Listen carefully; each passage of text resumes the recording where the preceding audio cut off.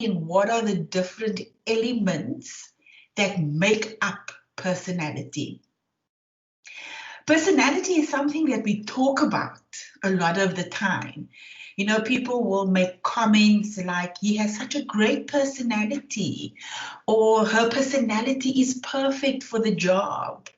But it's actually surprising to learn that psychologists do not necessarily agree on a single definition of what exactly constitutes personality. So we're going to look at some of the theorists and some of the earlier work to more recent work in terms of how psychologists have defined this area of personality.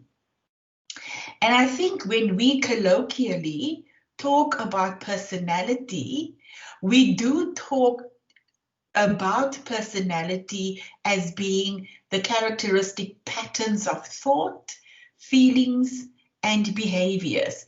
So most often we say, that guy's got a great personality because we look at the behaviors that they exhibit.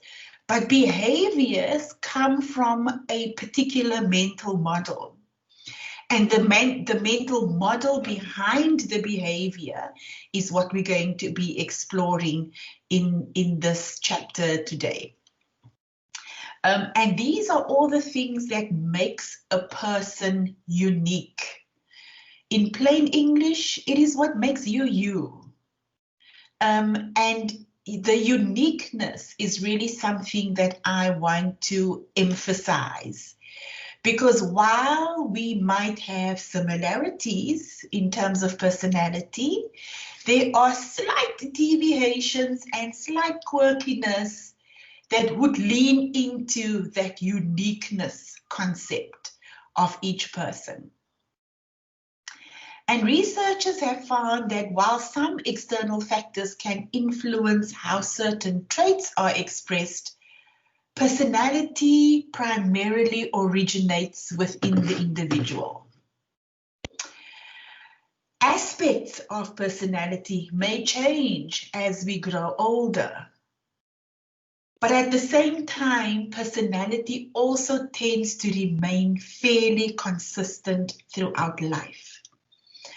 So there's a school of psychology that's around development psychology that says you, from birth to death, you have a number of years in between. You have a number of life experiences in between. You exist within an environment, and all those things impact you. So we do grow as individuals, and our personalities do make slight bends and twists within the lives that we have. But by and large, it remains fairly consistent throughout life.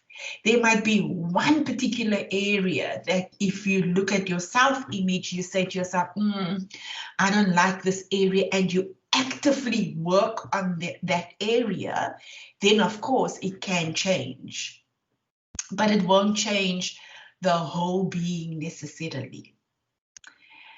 And in order to understand the psychology of personality, it is important to learn some of the key characteristics of how personality works. The first one says personality is organized and fairly consistent. We tend to express certain aspects of our personality in different situations, and our responses are generally stable. And I like this because how you respond is situational.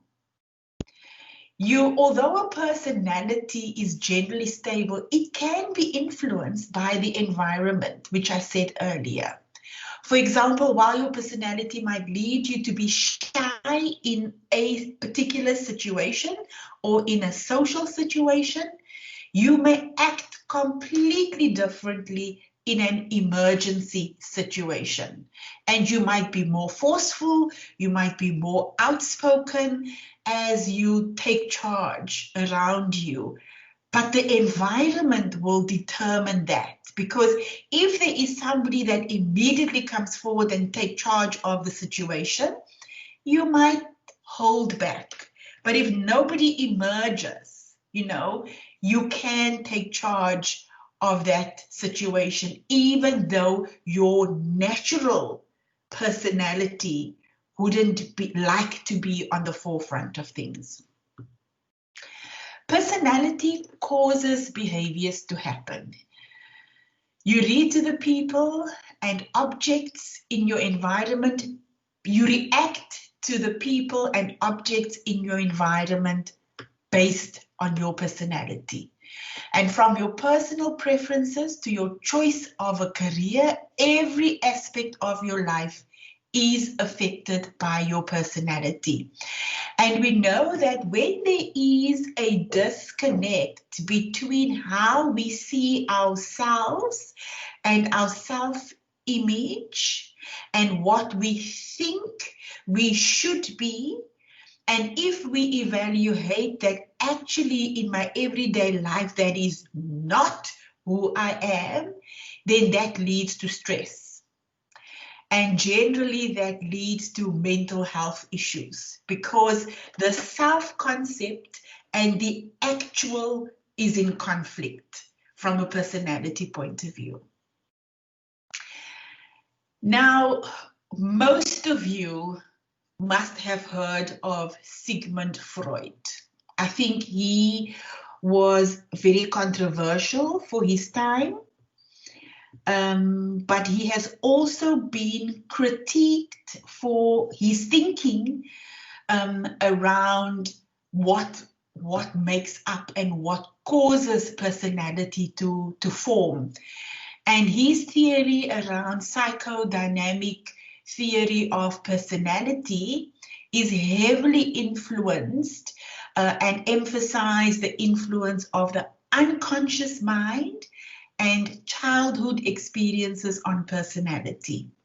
So many times when people seek support from a psychoanalytical point of view, many times when you find yourself sitting in the office of a psychologist or sitting in the office of a psychiatrist, a lot of the problem areas would be taken far back into your childhood.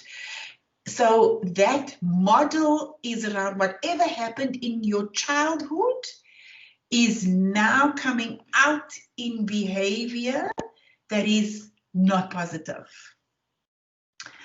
Or it might be what you've learned in childhood that is expressed in behavior that is positive. So it often, psychoanalysis often tries to find an explanation for adult behavior by going to scratch into your childhood to see what kind of traumas there might have been in childhood that now has an impact on you as an adult. And his model really talks about three areas. He talks about the id, the superego, and the ego. Now, the id and the superego are two very strong forces according to Freud. The id is at the level of unconsciousness, and that is the center which regulates basic impulses. So sex and aggression sits here. Wanting immediate gratification sits there. Irrational and impulsive choices sits there. And it operates at an unconscious level. So you're not even aware at a conscious level how the id is operating at any given time. The superego sits at a pre-conscious level. And the superego is about ideals, it's about moral compass, it's about striving for perfection. And I know some of you listening to me are challenged by the issue of perfection. or OCD behavior because you want everything to be perfect. That's the superego at play there. Becoming a person's conscience and operates mostly at a pre-conscious level. So that's the superego. So you can almost say that the id are those things that are primal. And the superego is the moral compass. So it almost regulates the id. And the ego, the third level, is both in conscious and in pre-conscious. So there's a part that sits in pre-conscious, and there's a part that we are very aware of at a conscious level. So the ego mediates between the tension of the superego and the id. It is executive mediating between id impulses and superego inhibitions. So the id wants to do and make and break as it sees fit, and the superego says, actually, that's not the right thing to do. Maybe you should not be doing that. There's a better way of doing this, or you should wait and not act now. So the ego really plays that mediator role. So if I can give you an example of the id. If the id is operating and you're passing somebody in the street and this person is eating an ice cream cone, the id would go, take the cone from the person, walk away and eat the cone. Because it is impulse, immediate gratification, and that impulse is not always rational.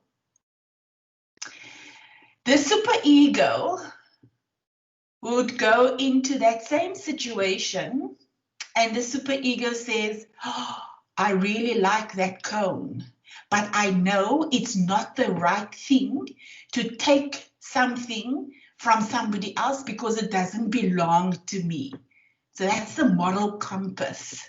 But I still feel for the ice cream, so I might actually get into my car and drive to the nearest ice cream shop and buy an ice cream. So that instant gratification could also not be satisfied. But you're still satisfying it by getting into your car and going to buy an ice cream and waiting for that ice cream before you can enjoy it.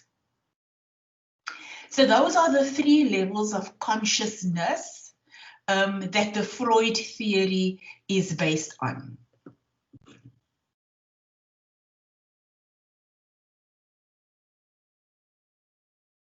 Yeah. And another part of Freud's theory that we're not really going to go into in big detail is his beliefs around childhood, how children progress through a series of stages in which the id energy is focused on different sexual zones. And I think some of you might have come across, there's an Oedipus complex and there's the Electra complex, and it's basically saying, Freud's theory, that as a baby, as a child growing up, the boy child will desire the mother and is then in competition with the father for the attention and the love of the mother.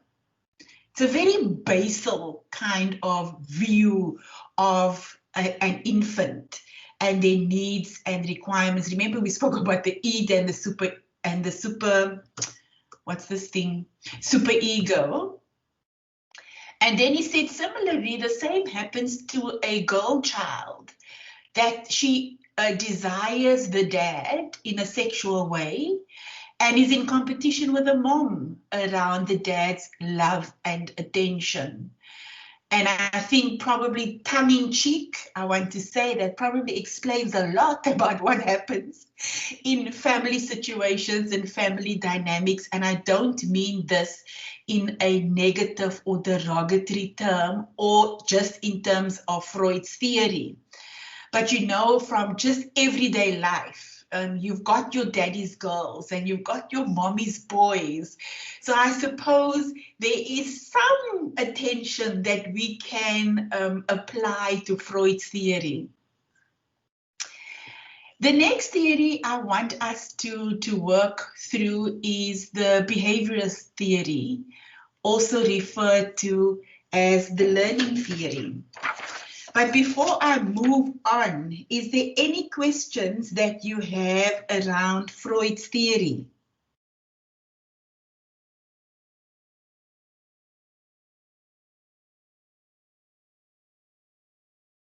Hi. Sorry, I just wanted to ask, you mentioned about the Oedipus complex and whatnot. Those terms sound so familiar, but would you mind refreshing my memory on them? Yes, it's that whole thing about a boy child desiring the mother and is okay, sorry. with the father. Yeah. Okay, so is that the Oedipus theory or complex? Correct. Okay, cool. Thank you. And Electra would be the girl, you know, desiring the dad and is in competition with her mom for the dad's love and attention. Got it. Thank you. Okay. So Freud really says that personality is formed through conflicts among the three fundamental structures of the human mind, which is the superego and the ego. And those are the main drivers that forms personality. So behaviorist theory.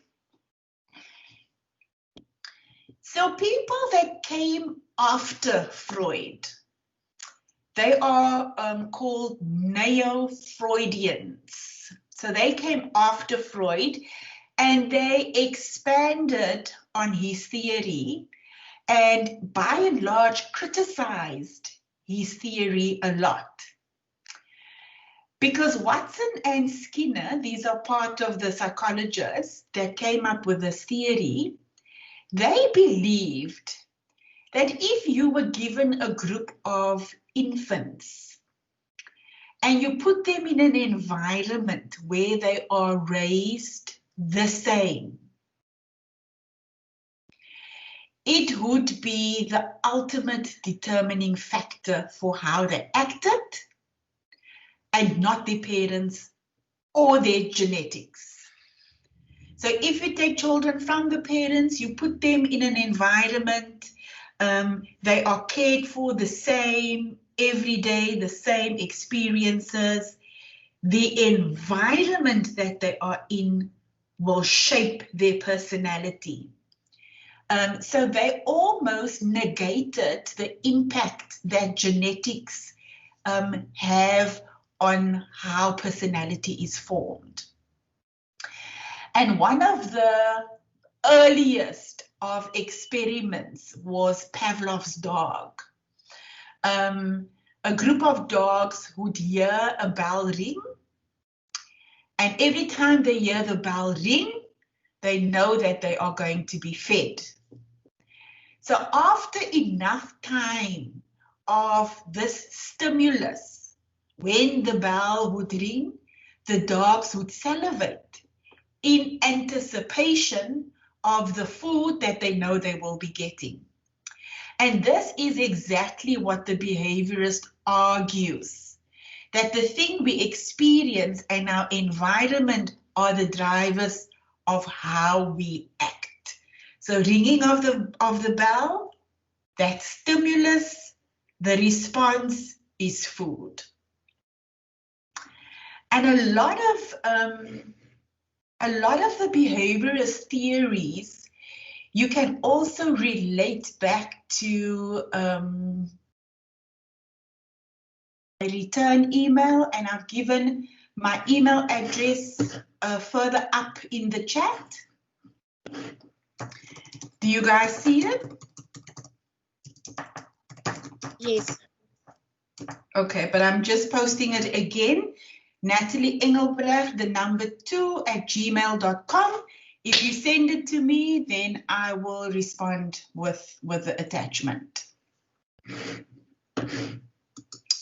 Okay, that was a quick commercial break. Back to normal programming. So we were still busy with the cognitive and social cognitive theories. And it really is the concept of relational schemas, which are self-images of relationships and interactions with other people, and even all the people whom a person might have or have had interactions with. How do we learn behavior? When we are children, we learn behavior by modeling others. Whether that behavior is good or whether that behavior is not according to the moral compass that we should have.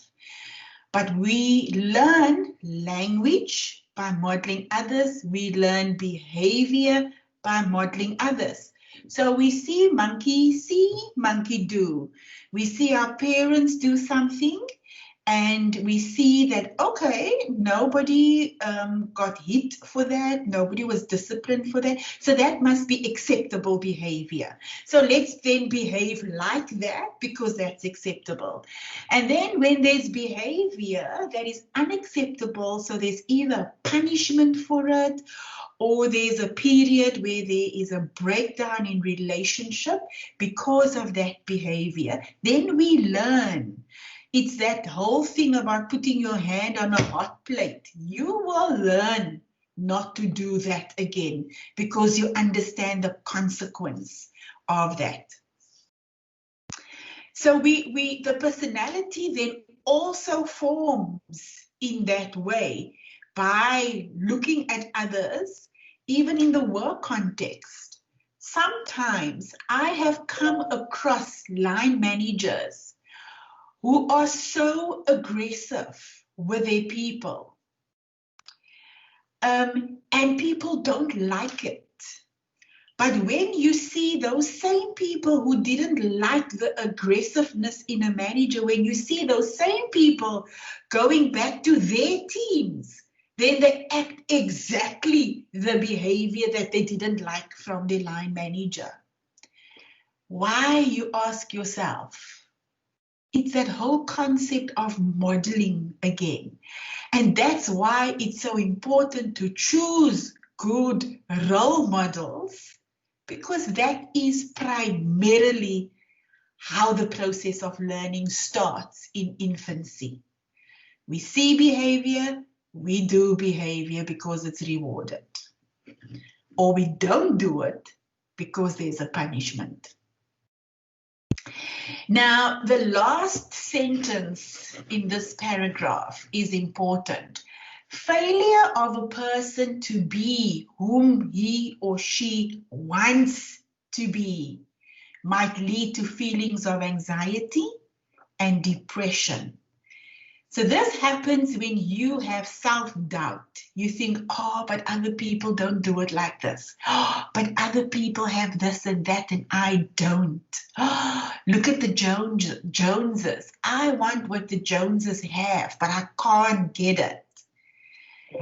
And this is a very crass way. It doesn't happen in all cases of anxiety, but many a times it causes that self-comparison, causes feelings of anxiety and depression because you are not able to be what you think you ought to be. And that tension causes you to go into a very black hole. And it's very difficult then to find your way out of that hole.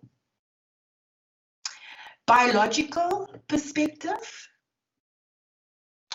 In people, as in animals, behavior is at least strongly influenced by genetic and neurological factors, referred to as hereditably, or the proportion of genetic influence compared to environmental influences. So again, a different perspective in terms of how personality is formed. So it says it is both genetics or hereditary, and as well as the influence of neurological factors. I don't know if some of you does IOP1601, because yesterday in that session we talked about, the biological makeup, specifically the function of the brain and the function of the central nervous system and the neurological functioning of that, and how communication is sent in the body via the central nervous system and the brain, and how sometimes those neurological receptors don't connect as they are supposed to connect, and then there's a break.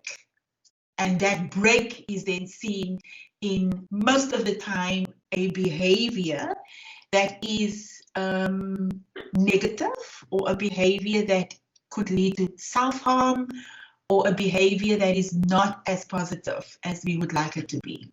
So that's the biological perspective. Neurological factors as well as genetics play a role in how personality is formed. Psychosocial theories. These theories stress the self as a core dimension of personality and personality development, and also the dominant role of interpersonal relationships, social and cultural factors, and the influence of other important people in the need for relatedness and personality development. It's a bit of a mouthful, but again, it takes the core, the self is the core dimension of personality. It also takes that from interpersonal relations, social relationships, cultural factors and influences, and other important people in the need for relatedness. Again, it's the Maslow hierarchy of needs. It's that need to belong, the need to be loved, the need to be part of a group setting that also impacts personality. It also explains how personality influences people's attraction to others. And it evokes certain responses from other people and how people can be influenced or manipulated. Have you ever met somebody and you immediately get a sense of, ooh, you and I, we are not going to like each other? Or you get a situation where you meet somebody, and I'm not just talking about somebody from the opposite sex, so it's not a romantic connection. I'm talking about these people that you just meet every day. You meet people in your work situation. You go into a meeting situation and you meet people from another business unit, and you think to yourself, this person and I will never get along. Or you have the opposite effect and say, oh, this person and I are going to be good friends. I think I like what I see. I like the personality. I like how this person behaves in certain social settings. And that is really, in a nutshell, the psychosocial theories. And sometimes it's a very chemical response in terms of I don't like or I like. So that attraction that it speaks to.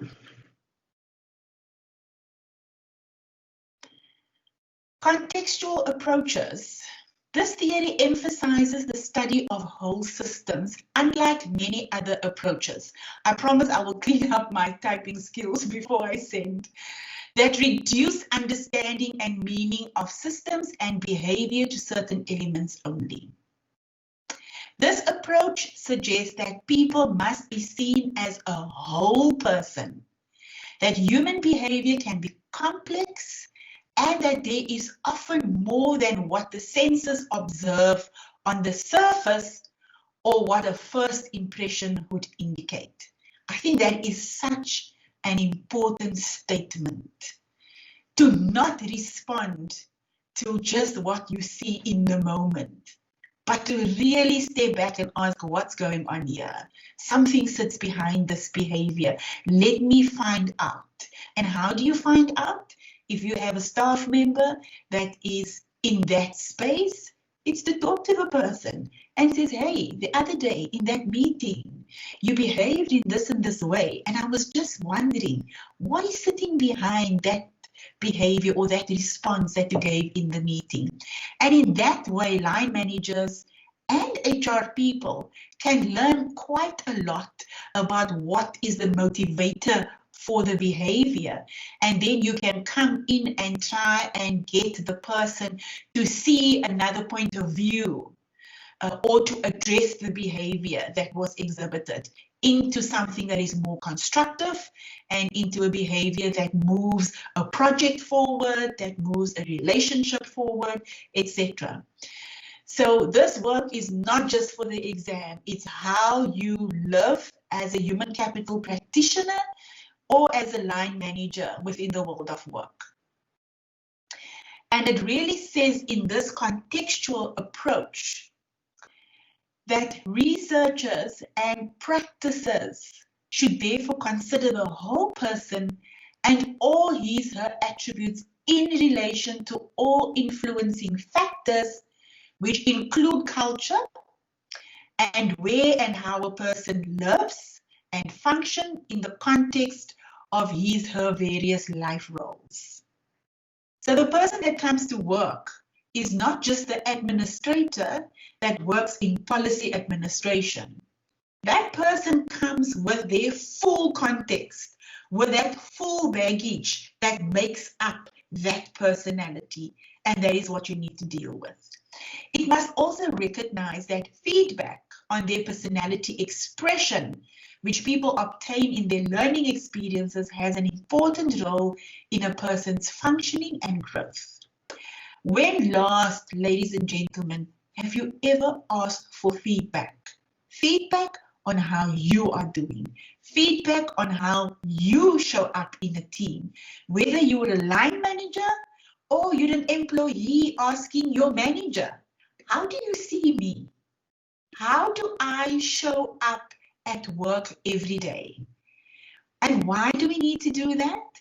Because we want more self-insight and we want to grow as a human being. And just to be and do and make and break is not going to open that hidden window. Only feedback can do that. And I don't know why, as humans, we are so afraid of feedback, because we don't like to hear negative things about ourselves. But unless we open ourselves up to a situation to receive feedback, and it's much safer when you are the one asking for feedback than feedback being given to you because of something that happened. So I encourage you, in the week that lies ahead, ask a couple of people for feedback. So let's start with your partner. African and Asian perspective.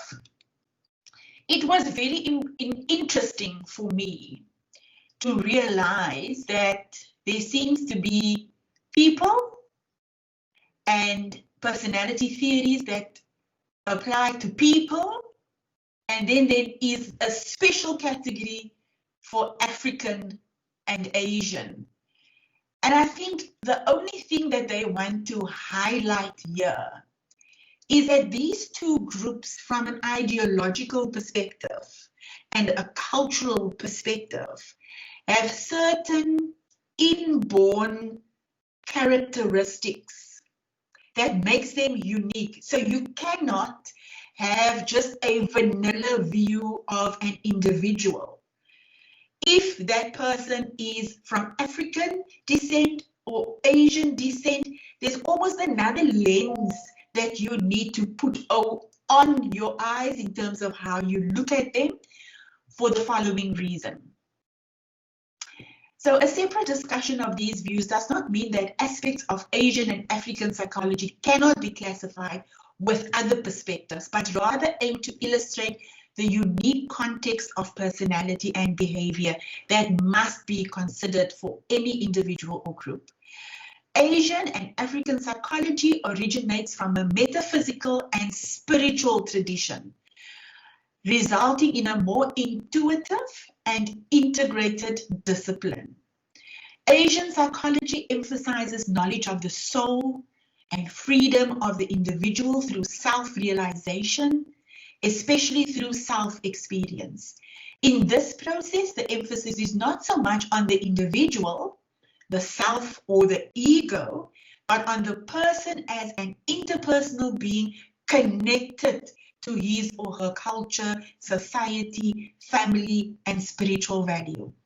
Asian culture stresses the unity and mutual interaction of all things and the intrinsically dynamic and changing nature of the cosmos or universe.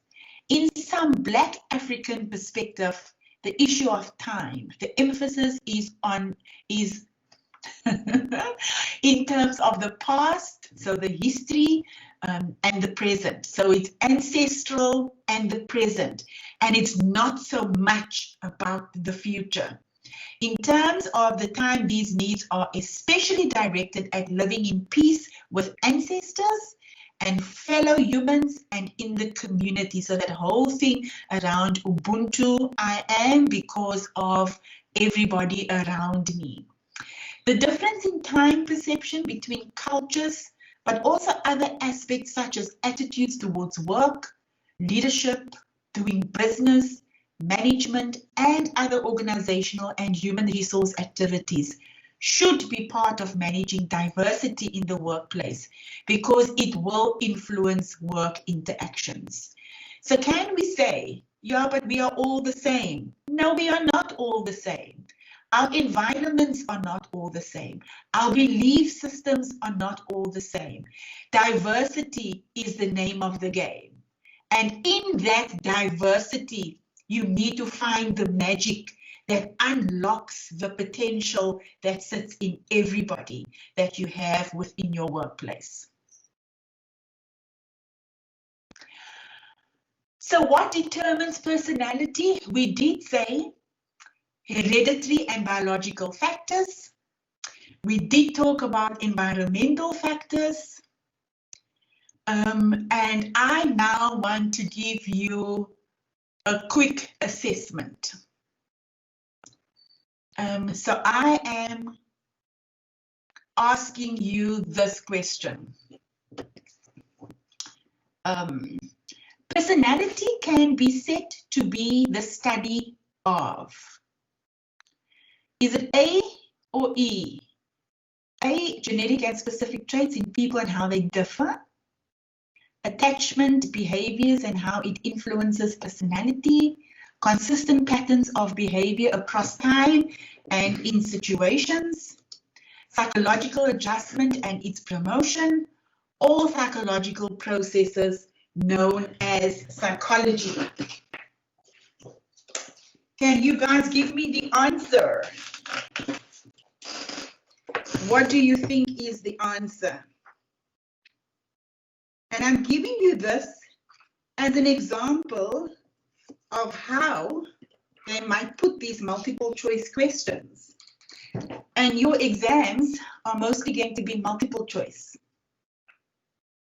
Which of these are the most correct answer? Can you please just shout out A to E? Anybody? All of you. Personality can be said to be the study of. Just try. I think it's A. Okay, anybody else? Thank you.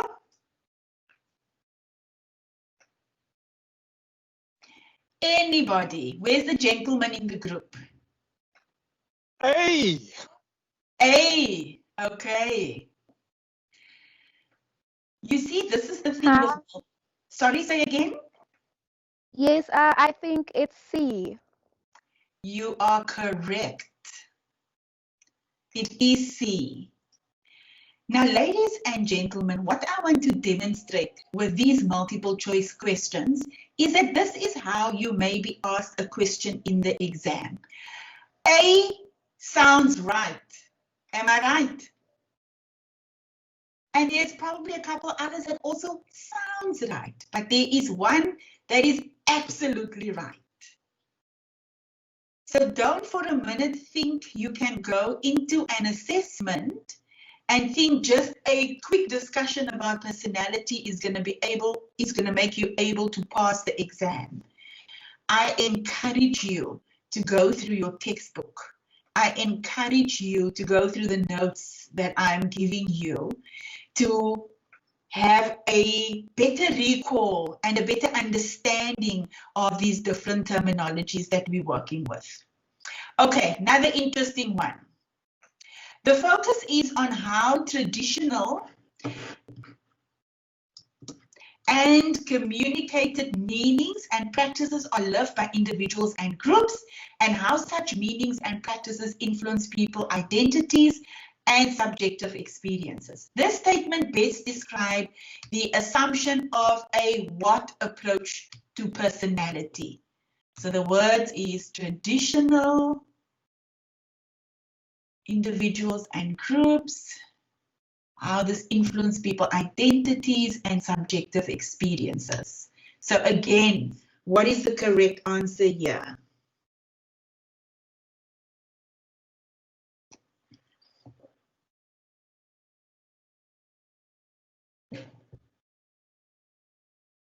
Anybody?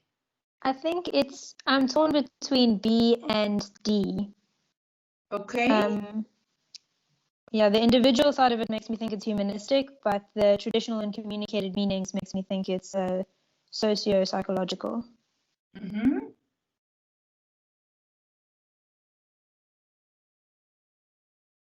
Anybody else? Thank you. Cultural and cross-cultural. A. Oh, correct. Yes. Correct. Let's look at number 3.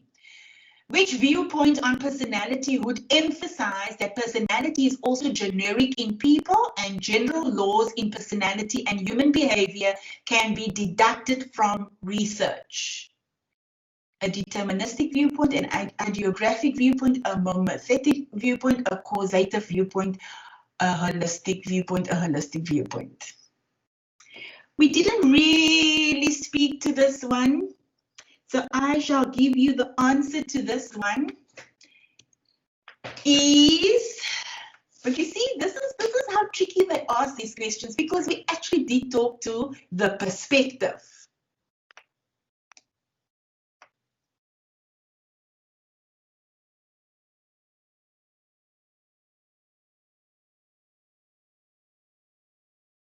Oh, sorry, we're doing number 3. Okay, so number 3's answer is actually C. But let's look at number 4. Ideas about, for example, gender, sexuality, racism, can be viewed as social constructions or representation of reality that lead to many prejudices and misperception about people, factors which can have a formative influence on personality and how people behave. This explanation might represent an assumption of which approach?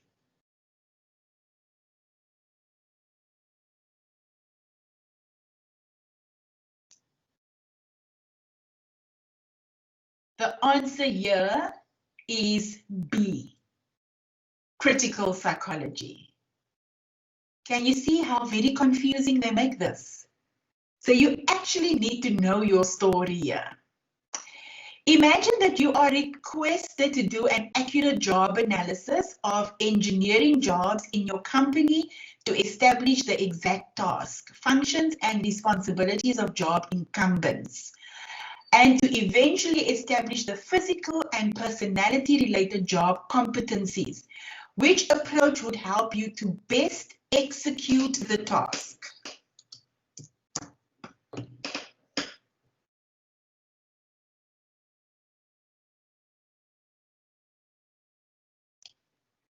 The answer here is E, a trait approach.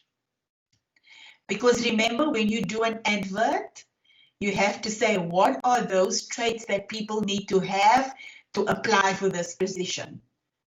Must be goal-orientated, must be good communication skills, must be a systems thinker, must be this and that and the other. So therefore the answer is E for that question. I hope that was somewhat useful. So ladies and gentlemen, that is the end of my story. I just want to flip back here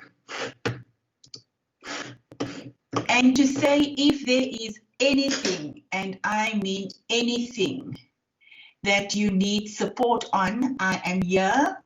Adele has also sent you forms that you can complete, or a request form if you want to book a one-on-one with you, if there's maybe something in today's session that you want more clarity on, if it is that you have your results back from a test and you want to talk through that process, then you are free to book some one-on-one time with me, and then we can take it from there.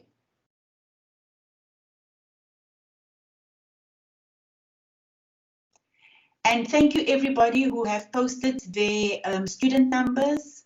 Please complete the register for Adele. That's important for their administration and for the ongoing sessions. So yeah, that is the end for me, ladies and gentlemen. Thank you for your time. Thank you for joining me tonight. You've got 9 minutes that you can go and have supper with. Thank you very much. That was really helpful. Oh, thank you for saying that. I really appreciate to hear that. And I'm always here if you guys need support. You've got my email. So yeah, everything of the best, everybody. I hope to see you again next week, same time. And next week, we will talk a little bit more around personality in unconscious processes. So that would be chapter 14. If you maybe want to go read through chapter 14, that's what we're going to talk about next week. Thank you, Natalie and Adele. Thank you, everybody. Go well. Bye-bye. Bye. Bye.